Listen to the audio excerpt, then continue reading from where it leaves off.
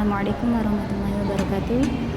Baiklah teman-teman, di sini saya Anissa dari Prodi MPI 5C dengan NIM 211531478. Saya akan mempresentasikan tugas mata kuliah evaluasi kinerja dengan dosen pengampu Dr. Mariam SPDI MPD dengan judul Standar Kinerja. Standar kinerja. Standar menurut bahasa adalah ukuran tertentu yang dipakai sebagai patokan.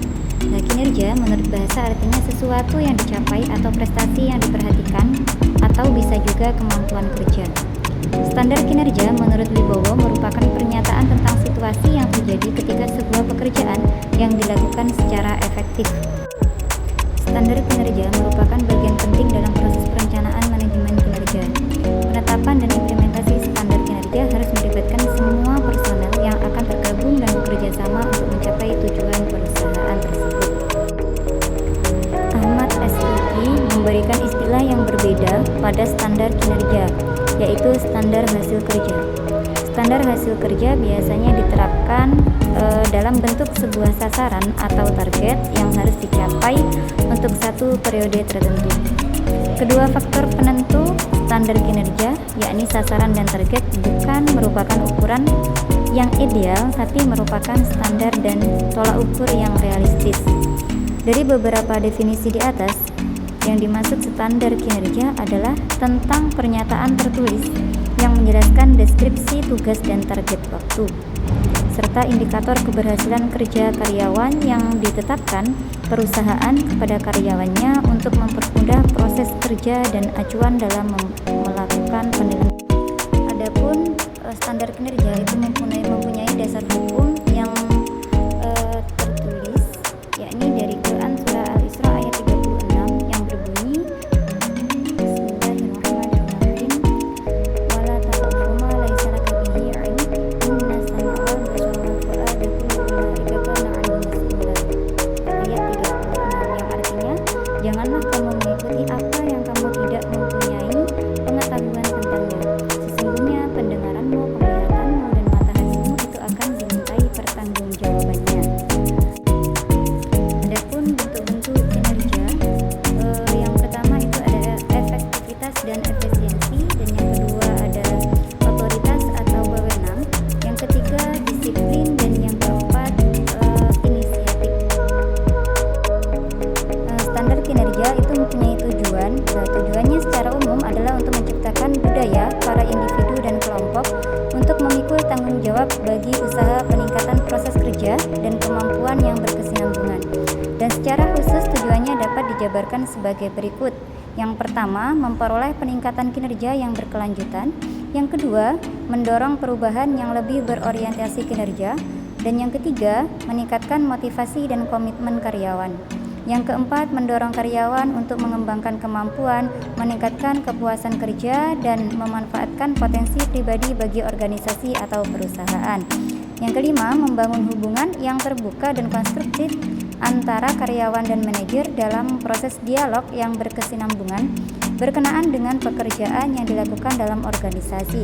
Yang keenam, membangun kesepakatan sasaran dalam bentuk target dan standar kinerja untuk meningkatkan pencapaian sasaran. Yang ketujuh, memfokuskan perhatian kepada kompetensi yang diperlukan sehingga dapat meningkatkan kinerja. Dan yang kedelapan, menghargai dan mempertahankan karyawan yang berprestasi dan berkualitas. Standar kinerja mempunyai fungsi yang pertama sebagai tolak ukur untuk menentukan keberhasilan dan ketidakkeberhasilan kinerja ternilai. Yang kedua, memotivasi karyawan agar bekerja lebih keras untuk mencapai standar. Yang ketiga, memberikan arah pelaksanaan pekerjaan yang harus dicapai baik kuantitas maupun kualitas.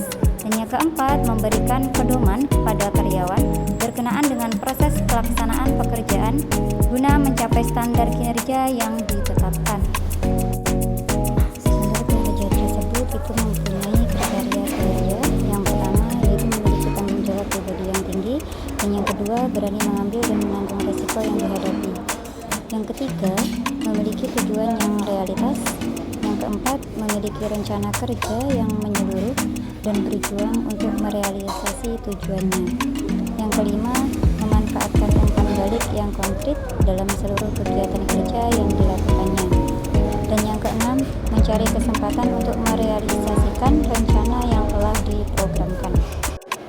Kinerja dalam pandangan ekonomi Islam yaitu menghargai waktu, ikhlas, jujur, komitmen, istiqomah, disiplin, dan juga konsekuen dan berani menghadapi tantangan, percaya diri, serta dia bertanggung jawab.